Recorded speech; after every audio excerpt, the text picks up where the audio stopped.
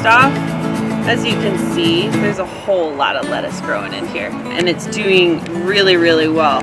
And part of its success is that all of these lettuce greens are so tightly together. So it's kind of like a natural mulching that they do when they're really closely packed together like this. Not all plants do this. Some plants like a little more space, but lettuce doesn't seem to mind at all. This set of lettuce is probably about a month old.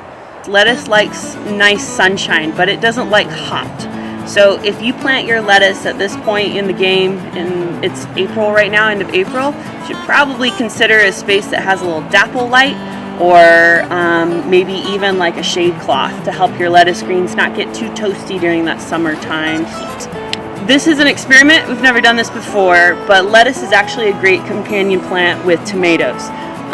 This lettuce will eventually go through its cycle completely, and we will want to maybe rotate it over into something different because throughout the year it gets extremely hot here.